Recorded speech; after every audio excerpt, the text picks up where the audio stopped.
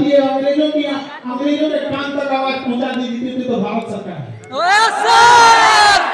आप बताओ किसी कंपनी को हमने कंपनी बकायदा प्रचार कर रही है, ये बटन दबाइए इससे ये हो जाएगा। गांव में आज भी जो मोबाइल नहीं चलाता है वो एआई के यूज से हुए फोटोज को सही मान लेता है, और आज न जाने कितनों के साथ मिसयूज हो रहा है। बहुत सारे लोग, अब कोई फेमस चेहरा है तो लोग समझते हैं कि फेमस है इसके साथ हो जा रहा है, लेकिन कोई गांव का साधारण आप जैसे लोग हैं जो अभी अपनी मुकाम नहीं पहुंचा पाए हैं, गांव तक सीमित है, तो गांव के लोग कहेंगे फलाना तरीका ऐसे कर।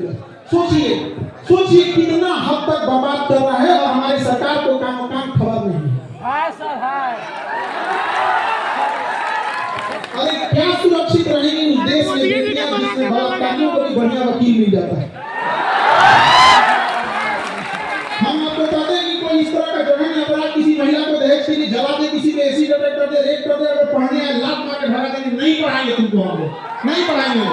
लेकिन हम वकील बिरादरी से भी कहते हैं, जब आपको पता चल जाता है केस क्यों लड़ लेते हैं, वो भी किसी के घर की बेटी है। जिस दिन वकीलों ने यह ठान लिया कि जघन्य अपराधियों के लिए हम केस नहीं लड़ेंगे, उस दिन अपराध वालों को 2 साल के अंदर सजा मिलेगी, 20 साल में नहीं।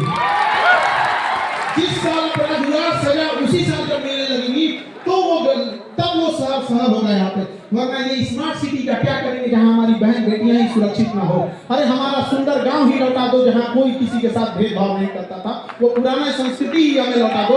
ये रख लो अपने स्मार्ट सिटी जहाँ कोई किसी के साथ एक दूसरे को नफरत करता है।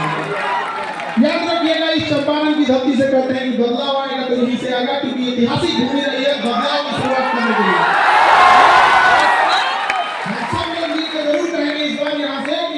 गुलाबी नंबर प्लेट किसके लिए? सैलरी के भरोसे या सैलरी से 10 गुना? केवल पढ़ाई या स्किल? पढ़ाई तो हमारा अधिकार है,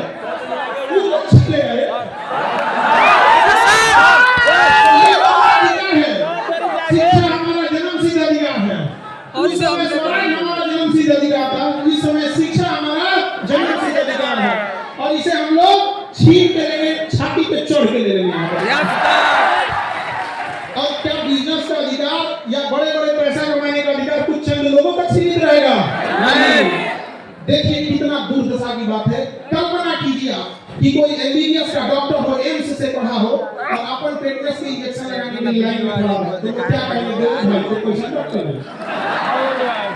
नहीं समझे?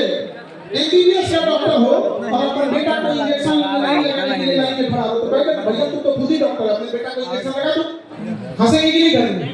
लेकिन ये वही देश है जहां अनाज उगाने वाले किसानों को 5 किलो भात के लिए लाइन में लगा दिया गया।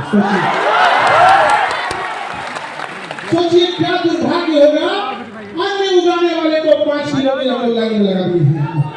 बोलो भारत सोने की चिड़िया कहाँ थी और कहाँ रह गया? यहाँ पे लकड़ी का चिड़िया नहीं रह गई हम लोग यहाँ। याद रखिए, हम सबको, आप सबको